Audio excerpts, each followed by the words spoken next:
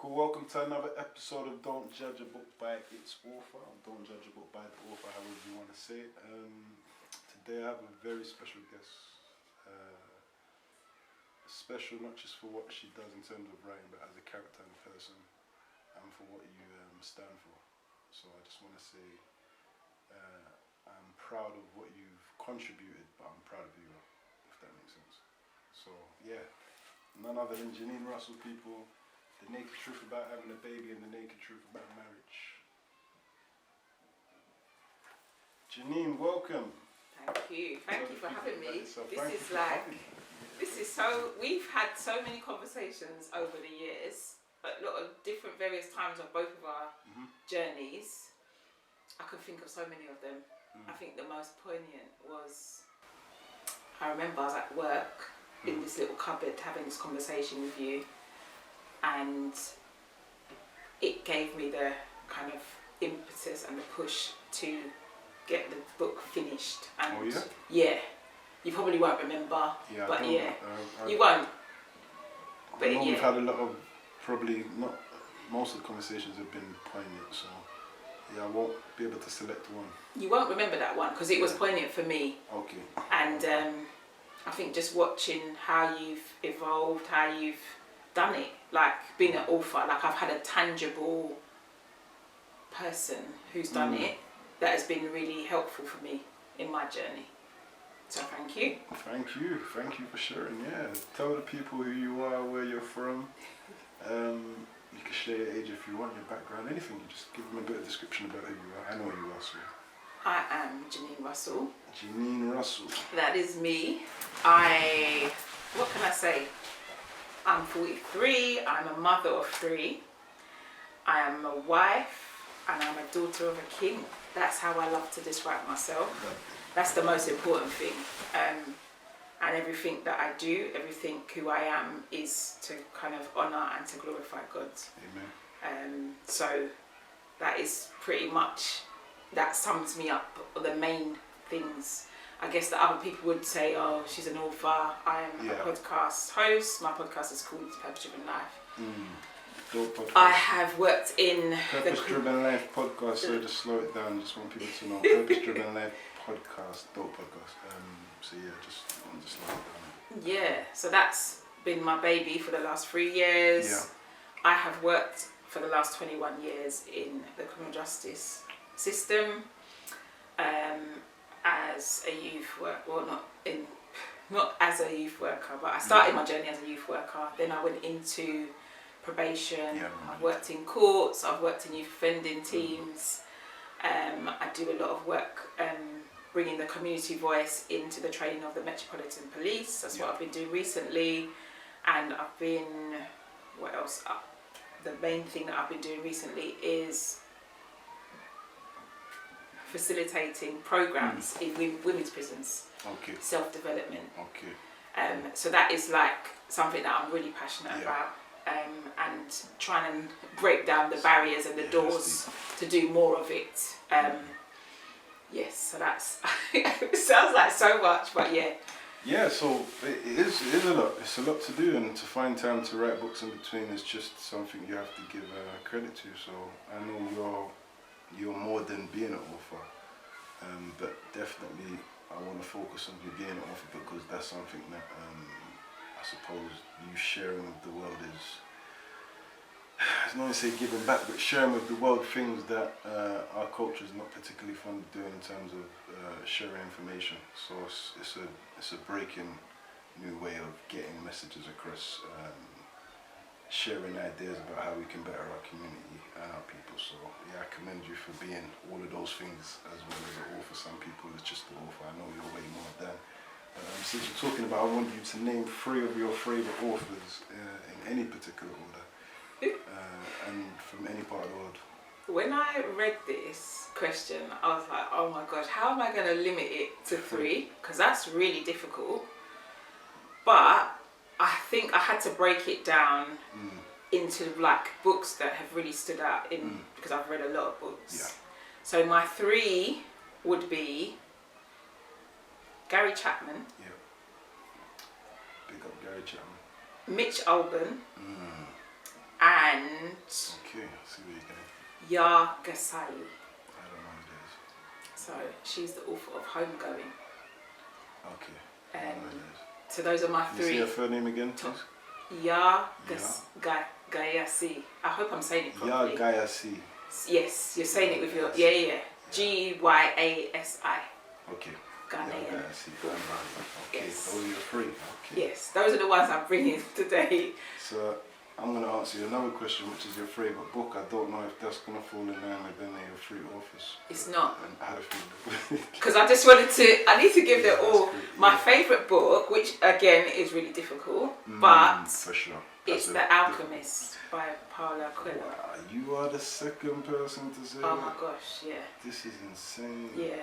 You know what? It's really difficult This to is insane. narrow down my, because that's a lot. How can you just limit it to just one thing? But I suppose it is almost a lot. It's like saying who's your favourite singer, your favourite music. Like it's your favourite colour per se. yeah, because you like things. I like books for different things. I read all different.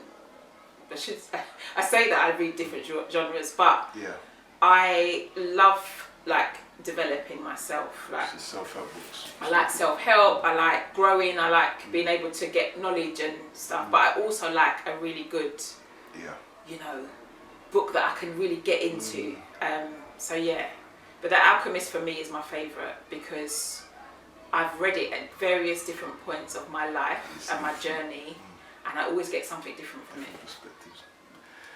Yeah, the reason why I say one book, the reason why I think it's for me good to narrow it down to one book, because it makes people forced to say a name, and to hear his name twice, it means that it's a book that people listening might actually say, okay, if I never thought to take this book serious, people are saying that this is my favourite book. I know none of us really have a favourite author or a favourite book, or a favourite anything, unless it's a favourite football team type of thing, so it's not one of anything. So yeah, thank you for answering that. And what inspired you to want to write a book?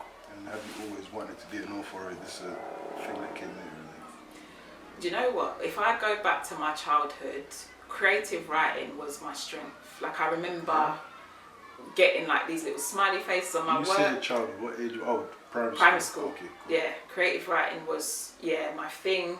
Yeah. So I had a passion to write. Always loved reading. And I think I'm a person who, I'm old enough that I went to the library. Yeah, library card. I had my library card. I'd sit there. I'd borrow books. I'd read and read and read and read and read. And I didn't think it was Which possible. library was you a member of? I know that's a random question. Do you know what? So I went to primary school in Holborn. Holborn, okay. Right. So there's a I can't remember what the road is, but the 38 bus goes past. I think it's Grazing Road, and there's a library there. So that brings back a lot of child, because that's when we used to walk from school holding your little partner's hand. We'd go and have story time there at that library. And then I grew up in Late and then moved to Walthamstow. So like Walthamstow Library, I spent a lot of like my A levels and stuff in that library. Yeah. So so you was into reading all the way through? I've always, since I was a little child, powerful, and my mum has always. That was one thing she never said no to. Like you could ask for trainers or whatever, but if you wanted a new book, she'd buy that. Powers to mummy for Yeah. Because I see where she was going there. So definitely. So I think I had the passion to write, and then I just thought it was like something that was so unattainable until maybe in my middle to late 20s. What do you mean unattainable? Becoming an author? I don't know, it just felt like it was something that other people did. When you say other people, can you be more descriptive? I feel like you're being maybe I didn't really see my own people or British people. Do you know what I mean? Because I remember Black British people, definitely. That's more specific. So the books that I read, I remember going like in my teenage years reading Roald Dahl. He's British, but yeah, that's primary school. But like Eric Jerome Dickey and like some of these He's right behind kind of some of those kind of authors. Is it Milk in My Coffee? Yeah, that was one of his. I can't see it on there. I think I just saw it. Maybe. But did he pass away? I can't can't remember. Is that the one with dreadlocks? He did have dreads. Rest in peace, Eric Yeah. Jerome Dickey. Sorry, he did pass away. He definitely did about a Yeah. year or two ago. Rest in power. I feel yeah, like the great power author. of the internet and social media has made it authors closer to me. And yeah, then there was like a wave of like people just writing books, and it was like, oh, you can do this. Yeah, so I think it felt unattainable. Publishers felt like it was, I think it's like very white. White industry. A white industry. Yeah. Yeah, at the time I didn't feel like there were people that looked like me. So when you say books. it was like, there was like, what's the word? It was unattainable, then you see that a lot of books were coming out by black authors, like everyone was doing it. At what stage did you feel that was happening, where everyone was? I'm trying When to think. did you think it was believable? What stage did we start to... 2000 and around 2000, that era. I'm trying to think. Probably Which just authors before. did we have in 2000? Oh my gosh, you're asking me like some. No, because I'm thinking I only know Benjamin Zephaniah, rest in peace, and I say even no. We're near enough the same age. I don't say. We knew he was. I knew he I'll was be lying writing to books. say rest in power. That's my guy. I'll be lying to say in school I knew that he was an author. I think I knew he was a poet. I don't think I became aware of him so much Wasn't taught in until school. I had my own kids, because one of my daughters had to read a Benjamin Zephaniah book. So I'm just thinking of, when did it become... I think it's social media making these things more... So did you see that in 2000? I don't remember seeing. Like, I'm talking, I say 2000, I don't mean 2000. I'm just thinking that's when I was on the street. I think around 2005, because it was before my daughter was born. My first daughter was born in 2007, and something, to me, the trajectory changed. For maybe it's just me being aware of it. Maybe it's always been there, but maybe it started to. Yeah, I don't think I put my mind to it. I didn't have. I don't know. It wasn't like an aspiration that I had from when I was little. But when I started to, like, I had my daughter in 2007. I found it really a real challenge, and I'm a bit of a cathartic writer, so I needed to kind of like let out how I was feeling. And I used to have this notebook that I used to just write in. And then I had a dream, and God said that I needed to write that in a book. So all of the major things that I've done in my life have been literally God asking me, giving me an assignment to do something. So that's where the journey started. Yeah. And then I started to see more people self-publishing, and it just becoming, well, actually this is possible. What do you mean you can't do this? Or it's unattainable? It is attainable. Maybe I got out of my own head and my own way a little bit. So tell us the truth about having a baby. The naked truth, sorry, about having a baby. The Naked Truth About Having a Baby by Jernine Russell. A baby is a heartfelt personal account of a young woman's emotional roller coaster journey into motherhood. It's often said that having a baby should come with a manual, but this isn't another one of those. Instead, the author gives an honest and open account of some of the pivotal stages of the transition into motherhood. She delves into the feelings and emotions that all new mothers go through, but rarely speak of. From pregnancy to bringing baby home, to baby weight to childcare, she tackles it all. Candidly, but with compassion.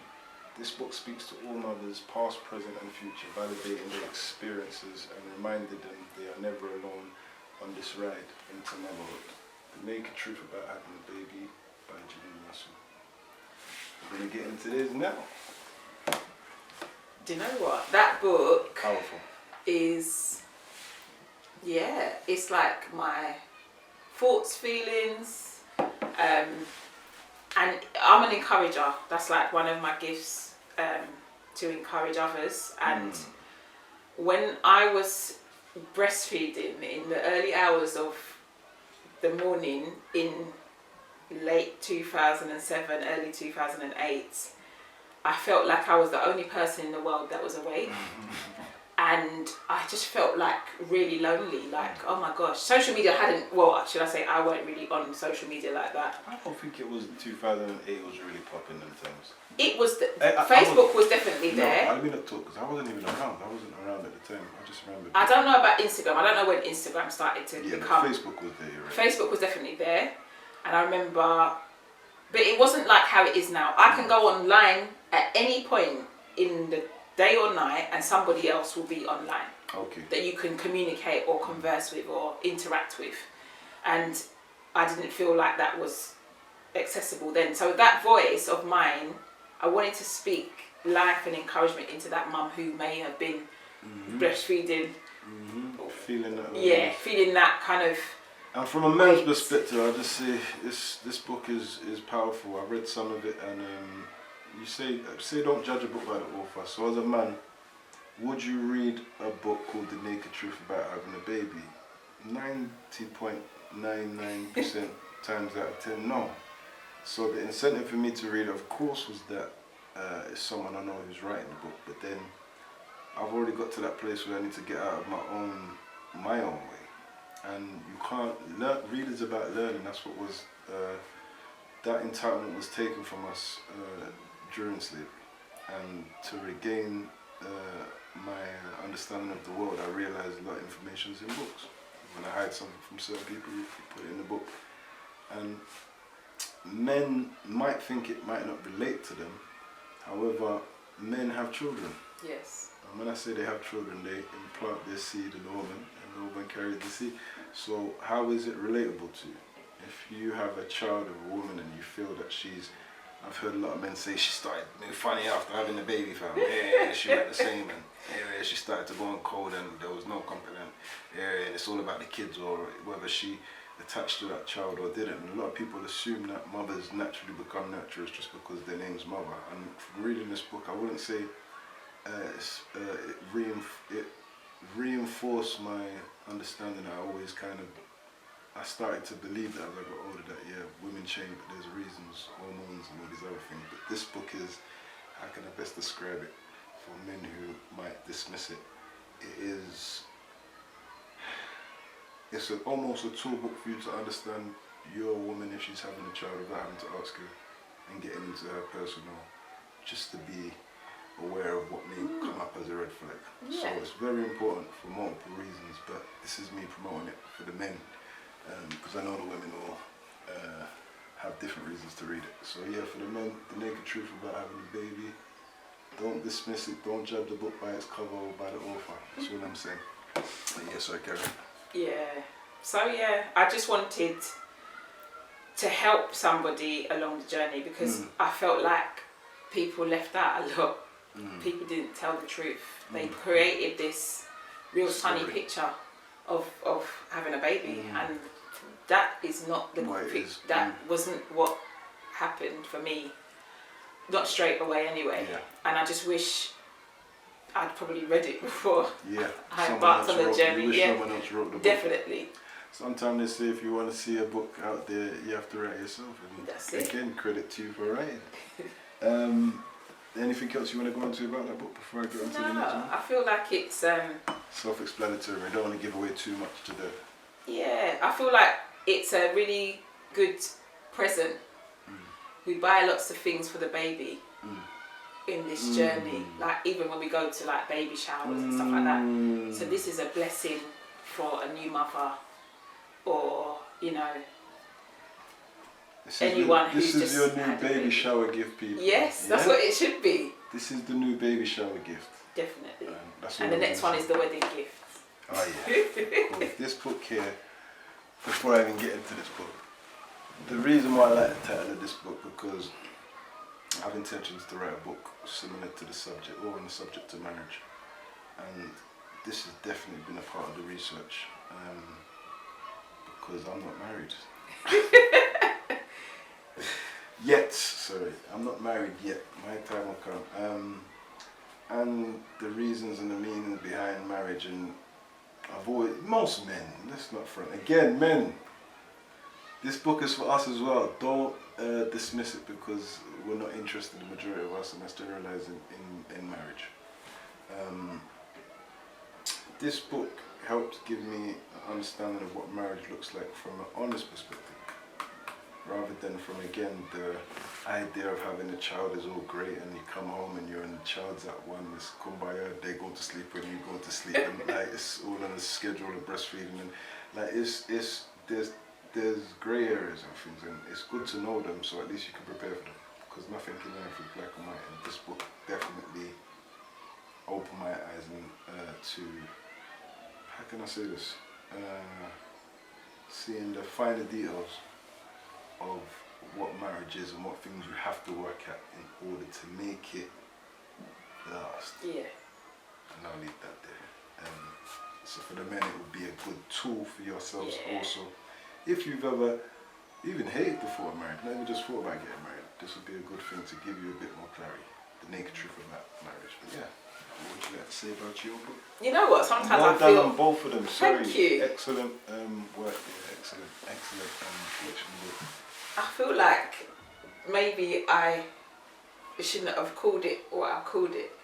Yeah, because I think people are really put off when they read it, in terms of, if it said the naked truth about relationships, I think people would want to read it more. I'm with you. Yeah. So I'm with you. when I speak to people, I did like the book festival in Birmingham a few years ago, and had this little stand with all the books, and like, some, especially men, when men pick that up and read it, they're just like, oh, just put it right back down again. Do you know what I mean? Because it's like, oh, I don't want to do that. But do you know what? I don't know why I visualised the Rasta man doing that. As you said that, actually, you said Birmingham, and I visualised this slim little Rasta man looking at the book. Yeah, man. But Marriage? right, Alright, man. Big up marriage. I don't want people to be, I know what this book's going to be about because of the title. We don't. So, Mama Can't Raise No Man.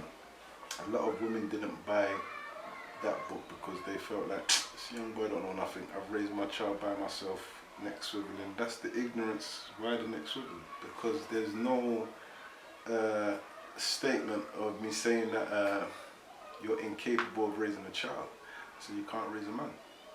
Do you know something? It's that book. And why would you as a woman want to raise a man?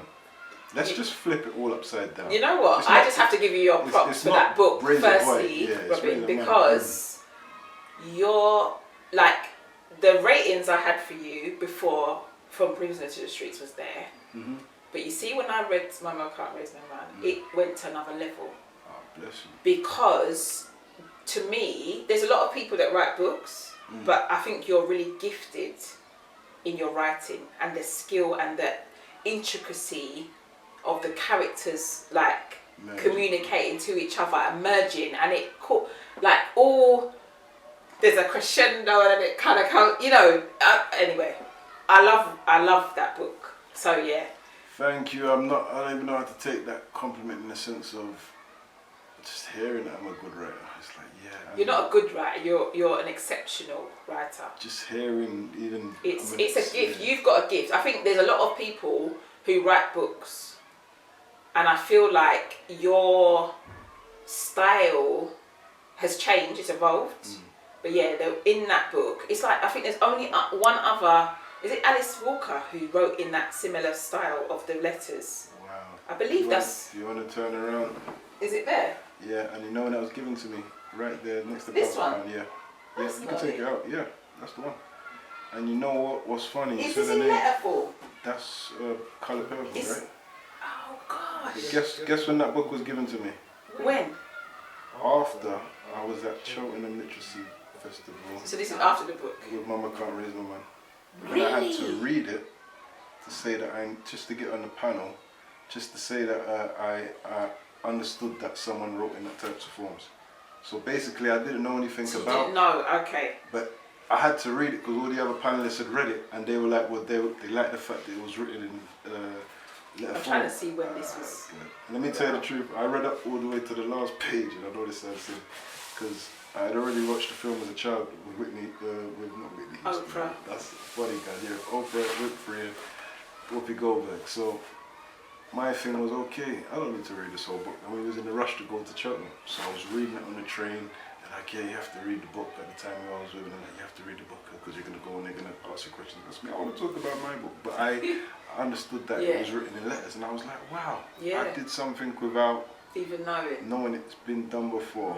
And I was like, give thanks to the Most High, because although I know I've got a gift in terms of, for me the gift isn't understanding my writing gift, it's understanding that I have been blessed to be able to just do this in the first place, because I never foresaw this type of transition. So but you need to understand that the gift was given to you by God, and for sure. It's how you use your gift. Because some people have got gifts that they don't use. Do you know what I mean? So, yeah, I think. Thank you. Just thank you for that compliment, because it is hard to process your exceptional writer when you don't come from that background. So, and it's the thing. I want a lot of other young black children specifically to understand. Look, don't look at me and say I'm not a writer. I'm not from that. Anyone who knows me knows I'm not from that. That's all I can say. And that's why it's so hard for me to process feedback. Yeah, but how long did it take you to write your books, and where did you find you write the most productive? I always feel really embarrassed to say this, but the first book, from start to finish, just writing to publication, took 10 years. You told me this. Yes. You told me this, yeah. And I'm like, oh my gosh. When I look back, I'm like, 10 years is a really long time. Why are you embarrassed? Because I just think that's a long time to take to do something. And I want everyone listening to this, just from my experience, and I don't want to say too much about myself on this, but there's a lot of books I have sitting down, and some people watching this would know they wanted me to finish a book because the book is in relation to something they've experienced, and they probably urged me to do it, and I'm like, when I was starting it, I was in a headspace for that book. I don't believe in writer's block. I believe in me neither. Emotional block, or in the mood block. Yeah. It's that simple. Yeah. You weren't meant to write that book before the time. It was supposed to take 10 years. Yes. I don't think if you wrote it within the first 5 years, it would have the clarity and the conciseness about it that it has now. If you wrote it before its time, you had 10 years to mature and overthink and reflect and really decide if I want to enter this game into opening myself as a writer. Because once you've crossed the writer's line, you are seen as a person who expresses. There's no going back. I never really thought about that. A lot of people don't, because it's a weird thing once you step into a world of giving a piece of you. You leave behind a legacy that you give a piece of you. Now you're expected probably forever to have some form of expression on view or worldly matter, because you're capable of expressing, breaking down a life subject matter which is real to many people, so you may now be seen as a leader for leading the conversation. So it's not just 10 years of procrastinating of should I write a book, it's 10 years of do I want to be the voice? Am I ready to deal with the backlash? It's not about the writing. I don't think I even considered those things. I don't think anyone does. Everyone thinks it's about writer's block. No, it wasn't. Mine was in your thing, but in terms of the people that say I couldn't write, I couldn't think. Yeah. Your thing, you said it wasn't initially that when you first started. It's not that it was writer's block. It was getting to it. It was do I want to do it. It was all these questions, and I'm saying that's the 10 years. The 10 years isn't that it took you 10 years to write. I wasn't physically writing for 10 years. You wasn't sitting down and it was, can I do this? Is it worth doing? That's the major, can I do it? All these type of questions. So for me, it would have taken you a lot less. And this is for the first book. So how long did it take you for the second book? The second book. Did it take 10 years? No, because you're not much older than 20, so I know it. So I know that for sure. The second book I started writing in 2017. I'm trying to remember what month I went to this conference. I went to a conference in America, and I had some headspace. So that's when I started writing the second book. I believe it's either 2017 or 2018. And it came out in 2021, so only a few years. But yeah, I don't write full time, so I work full time. Parent full time. I run a business. I parent. So there's a lot of kind of things that kind of get in the way. I could make more time. The reason that the second book actually got finished was because of lockdown. Yeah. Yeah, because I then had space. But that's what it's really about as a writer. To all writers who need to understand, you have to put yourself in isolation. You have to put yourself on lockdown. But it's hard. I can't isolate when I'm easy. parenting three children in lockdown. It's not easy. Do you know what I mean? This is why I said to you, your books came out in the time they were supposed to. Yeah. So, because of the nature of what you're talking about, the reality is a mother can't find it as easy to write books. Even if you was to say, okay, I'm a stay-home mother, I don't work, or I don't work at all, I don't have employment. Okay, 9 to 3:30. You have 6 a window hours. in which you need to, and you need to be in the emotional space to write. It's not like a job you get up to say, I'm going to write today 9 to 5. It's the music in it, it's the heating, what mother eating. There's so much There's different so many things that you have to do. I've managed the way to become militant to apply that 9 to 5 thing, but that's just because I don't know. I think I'm wired to, it's through the boxing now, because connected to the boxing. If I don't train, I don't perform at my best. So it's that mixed with that why I get it done, as well as the way I was raised as a child. And if I tell you to do something, you better get it done. Like, it comes from so many different places, and then also being doubted so much, and being expected or not valued so much or appreciated. Now you know what, I'm gonna make my name shake the earth. Like there's so much different things that come to mind when I say why I'm gonna stick to a script. That you have to give yourself grace, is what I'm saying, and don't undermine what you're doing or what you've done and the time scale of what you did it. So credit to you. I'll take that. Thank you. The words of wisdom. No, I just have to share that because people are hard on themselves. But I beat myself up as well. Because it's not easy. There's books that I'm working on. That you wish you could write all right now in the click of a finger. That. I believe, and I've set myself a goal this year to have like what they call it, a solo trip. And the pure purpose of that solo trip, yes, to spend some time chilling and whatever, but is to write and just have that space where there's no other demands or anything else, because I want to finish them. I've got 2 that I'm writing, so. Wonderful. Yeah. Individual writers retreat. I like that. Yeah. An individual one, because I've seen they've got some writers retreats. That's not for me. I saw one. I'm liking your idea. I'm liking. Yeah, no, I need to be on my own. Yeah, I don't want to. Not if I'm writing, because what's going to happen is I'm going to be around other creatives, and you're great. I'm great. You're great, and all we're going to do is talk about how you inspire me, and I'm not saying when it's not writing to be around those people and have a, but when I'm in the zone. Yeah. I'm in the zone. I just need to be on, and I that zone is on my own, and I remember like times in lockdown where the weather was amazing, and I'd just find these like random fields, and I'd have like my little like picnic basket.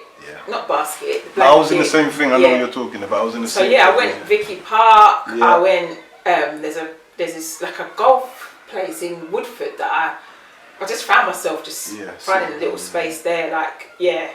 So I can do it. The weather can help a little bit as well. But that's my goal, is to do this trip on my own and get these books finished. Cool. We're looking forward to that.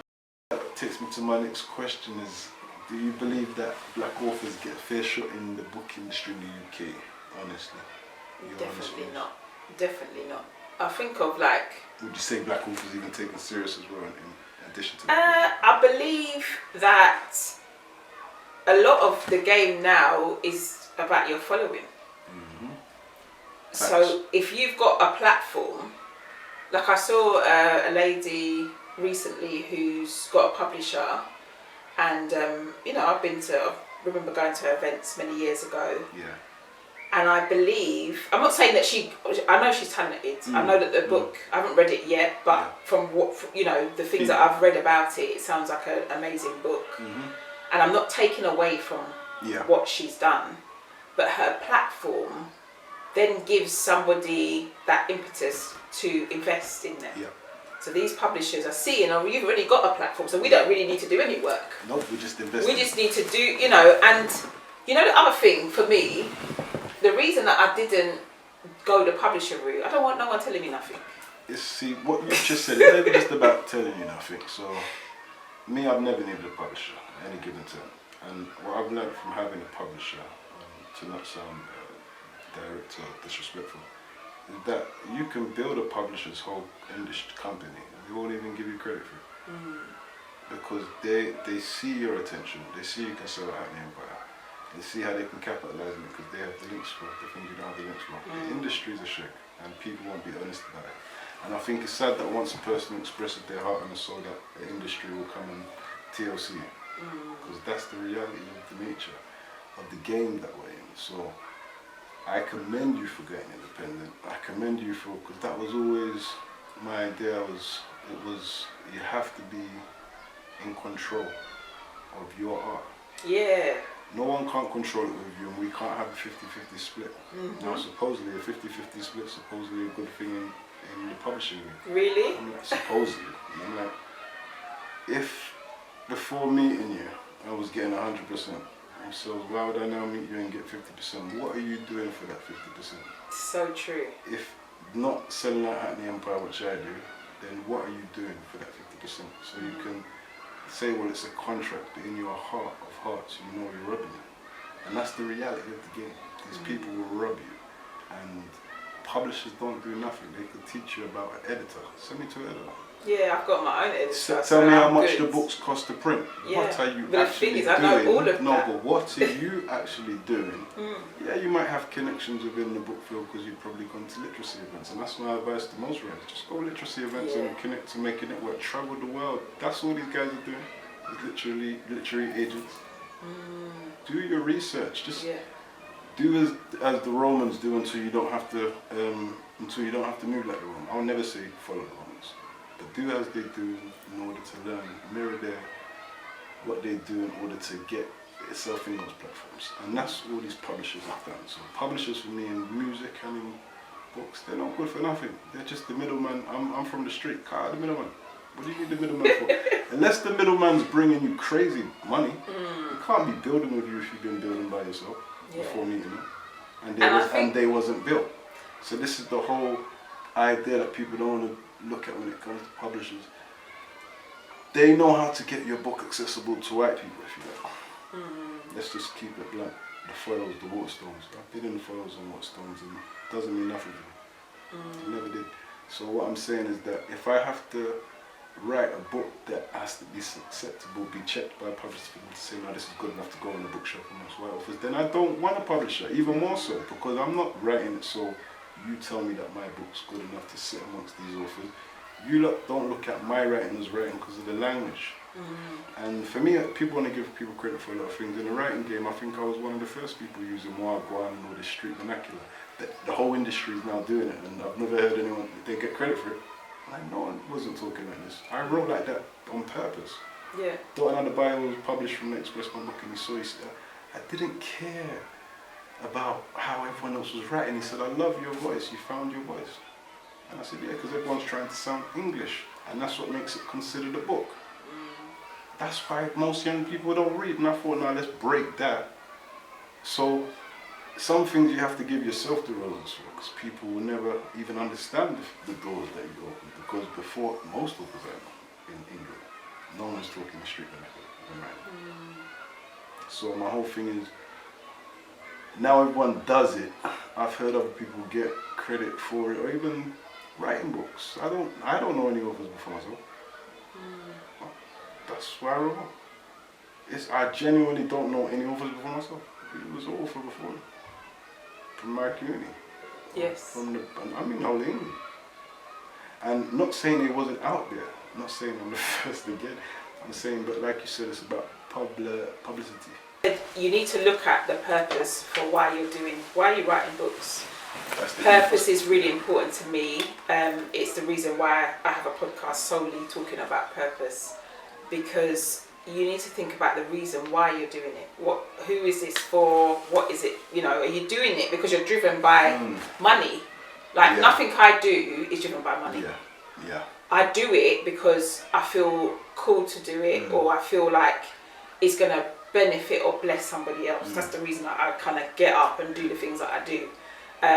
You know, we have to work and survive and do. You know, make a living. You need to make a living. I understand that, but you know, the writing for me was to get someone else, or to tell my story, or for someone else to feel like that's going to help them in their relationship to have a successful marriage. Yeah.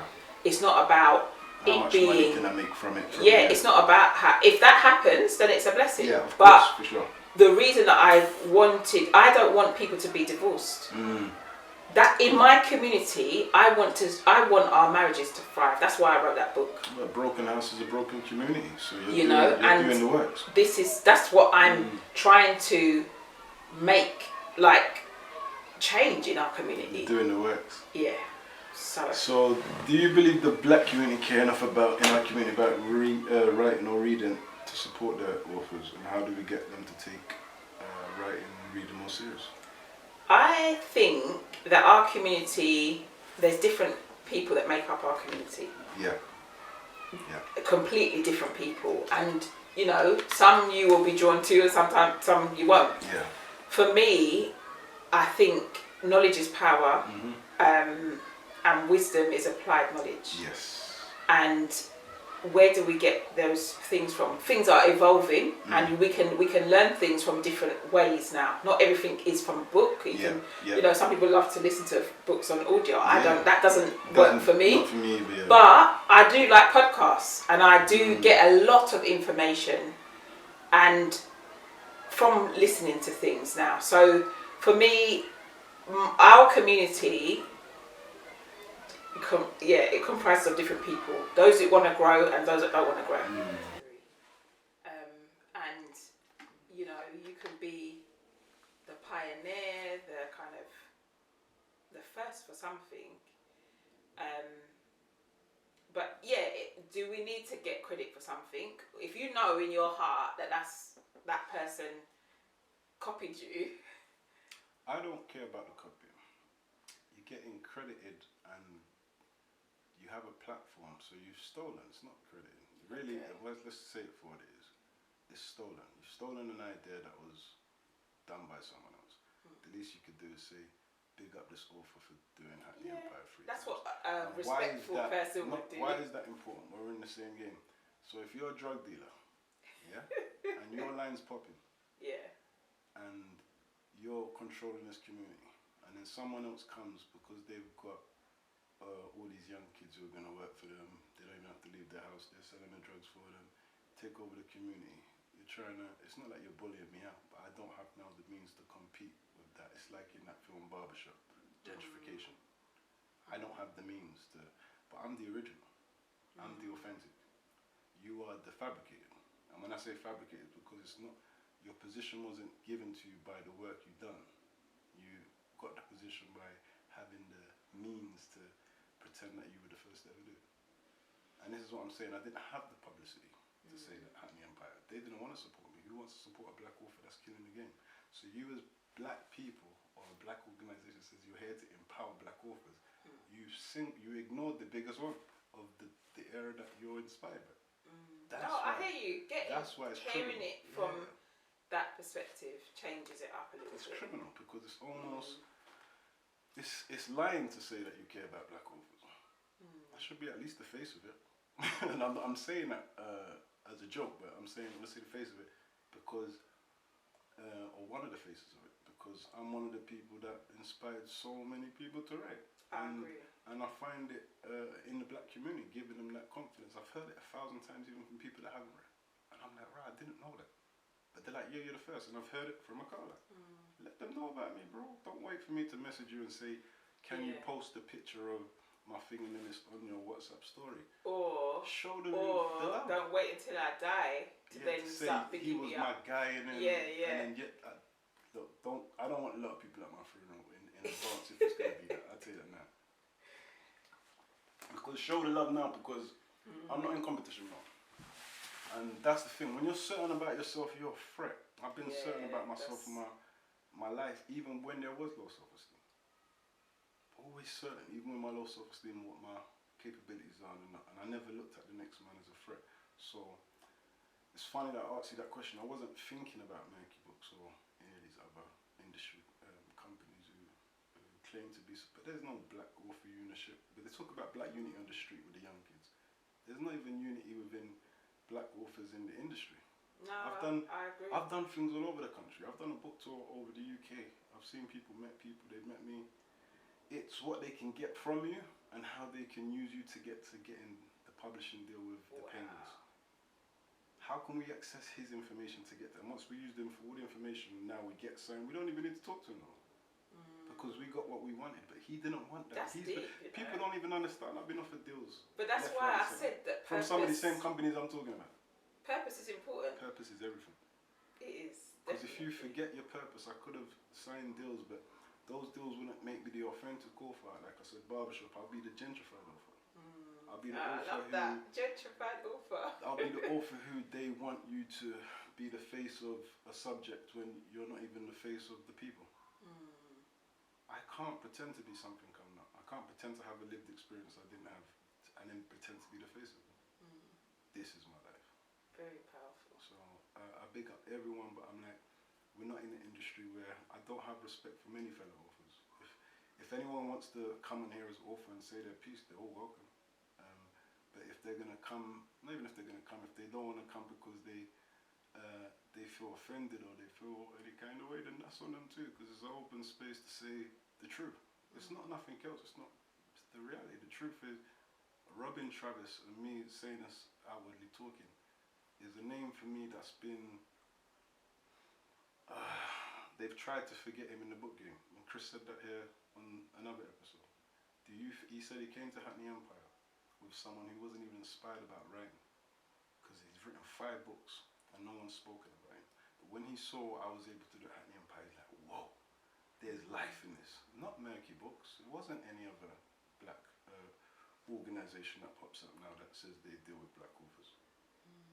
There's black publishing companies I've asked to work with that haven't want to work with me, because I suppose everyone wants to be, and it's hard to give credit. Black people, it's hard to give credit to, because they want to hold the mantelpiece. It's like being a boxing coach in the gym, and you don't want to leave the boxing coach. It's your gym. You've been coaching for 50 years. Let a younger guy take over. You can still have the name. But we live in the world, forget just the book world, where people want to be that guy. So in the book world, I found the industry enough for me to not want to be a part of it and just do my own thing. No, that's the only way. And I'm not even trying. I don't even get involved in and that. That's why I commend you for I'm in my own lane. Yeah. I stay in my lane, and my eyes are on Jesus. That's it. He's the one saying, okay, go left, go right. Write this book, Jernine. Do that book. Do this, do that. That's all I'm in here for. I will use my experiences to be able to tell or inform or encourage or to help. That's what I do, and I do it in many ways. Yeah. Not just through the writing, through the events that I do. So I would say, in leading to that, how would you say we can, as a group of black authors who are not let in the industry or heard, how do you think we can write books that are heard collectively, even though your focus is as Jesus, which is your prayers? What is your? Do you think there's a need for us to come together collectively? Because my reason for asking that question is because of the lack of. Maybe we don't need to come together collectively, but my thing is that because of the lack of being heard, that we exist as authors. That's why I'm doing this. And there are black authors out there who you can access, who are not in the, how can I say this, the main eye, the public eye.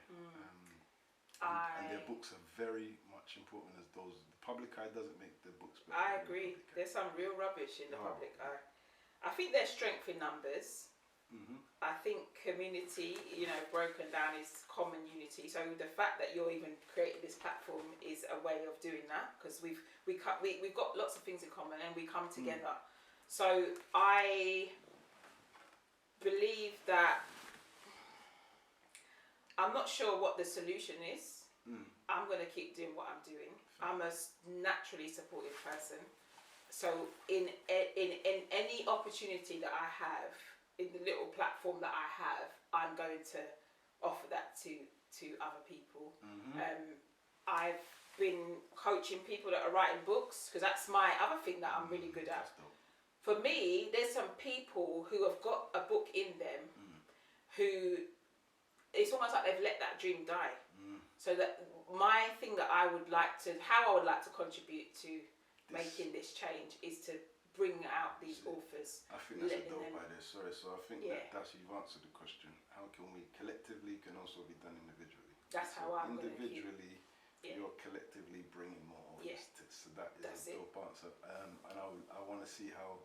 I look forward to hearing how that goes in the future and how you develop that. And I want to hear how that goes, because I believe there's so many authors who, like you said, they can't dig deep within inside to get the story out, or have those self-doubts which make them take the first step. So I think that we are missing books that are probably better than ours. Definitely. That we haven't seen because of those people not being able to tap in. So I commend you for that, and you being a writer to those books as well, I think you should consider, because if they can't write those books, then maybe it's for you to tell those stories. Someone said that, and I'm like, unless, well, I don't know, God might say something else, but I don't think that's what I'm here to do. I think I know how to publish a book.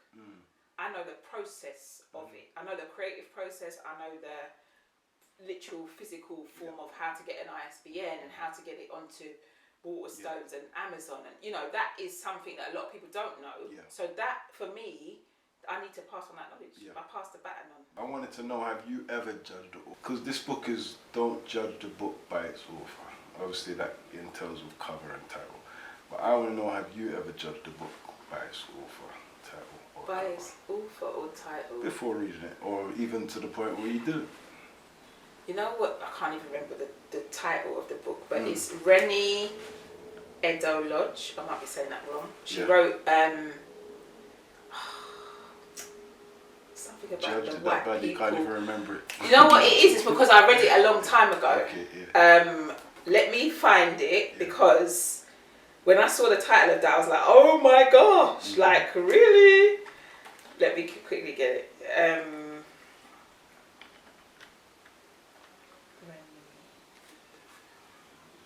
writing it wrong. Oh, there we go. I did that good. Jernine Lodge. Okay. And her book is called Why I'm No Longer Talking to White People About Race. You know what's mad? I think that's one I judged as well. But let me hear your reasons for why you judged it, because that's one I definitely judged as well. Yeah, let me hear this. I'm interested. We got similar. The thing is, the actual cover of the book is very similar, obviously black and white, similar to mine. Yeah, I remember the cover. But it almost like there's a bit of it that you can't see. It's not as bold. It's like in a different kind of font and press almost. And I don't know. I was like, oh my gosh, did she is the book really called that? Like, I just thought it was so audacious, and it was blatant. And I've never seen something that probably resonated with me. Like, it's like how you call this angry black woman. Like that, the cover made it seem like, oh my god, like this is an angry black woman talking about something that. Oh, that's what you got. Those are verbs you got. Yeah. And then I read it, and I was just like, I remember emailing her after I read the book, like, go on. Because I think there's so many things in it that I could relate to, but that she had the boldness to say, and the confidence to say, and the audaciousness to say. See, I think for me, why I say I judged it, it's not that what she's saying isn't something that I think that's why I judged it. What you're saying, it's like we pretend now we got all these authors who are talking about black history and that. Like, I was raised going to Saturday school and learn. My mum was like an activist, Hackney Black People's Association. I was raised to know who my leaders were, although it wasn't regimented, but I knew where I was from and who my leaders were, so to speak. So it's not a new phenomenon for me, this black conversation, although it seems to be the new thing for everyone in books. So when you hear things like Black Lives Matter, I judged it because off the back of it we're having a wave of books, people talking about black, and I'm like, it's reacting to, and I'm not a reactor. I can't even say the word. Wow, stuck. I'm not a reactive person who just reacts on the basis of seeing a trauma or drama. Now, why I think I judged it, because it was why I no longer talk to white people about racism, because I never did. Since Malcolm X got killed and Martin and all these people got slugged and they hide information, and Huey Newton and Bloods and Crips became Black Panthers became Bloods and Crips, and no one talks about the killings that have happened over here as knife crime. Stephen Lawrence wasn't black on black.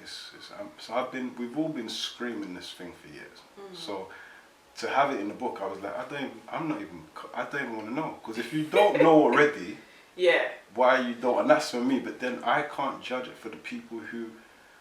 So for me, it was a double-edged one. Okay, I don't need to know why I'm judging it, because I already know why I don't talk to white people about racism. I've already figured that out as a child, so I don't need to know that side of things. But on the other things, who is this book for? Because if you're writing a book and black people don't read, then you are writing this book for white people and you are communicating with them. So it was like, my judgments was based on those two things. So I was like, nah, I'm not buying into this to become a fan of your work. Even if you're a good writer. The title's not, you're not going to get me off of that. I am Jernine Russell. The website is being done as we speak, so that will be Jernine Russell's, and then you'll be able to, as I said, all of the books are on major platforms, Amazon, Foyles, Waterstones, but I'm an independent author, so the best way for me to benefit is to just message me directly for that. So I've got all the books at home and I can just send them out to you. I can sign them, I can do whatever. So yeah, support the independent artists. Don't give Amazon all my royalties when I've done the work. So yeah. Jernine, it's been a pleasure, it's been an honour. I'm humbled, I'm grateful, and I'm excited to see this when it's complete.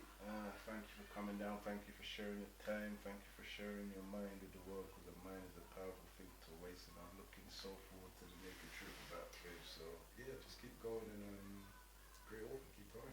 Well done. Thank you for having me. Everybody, Jernine Russell, this is Jernine. Thank you for coming down. We out.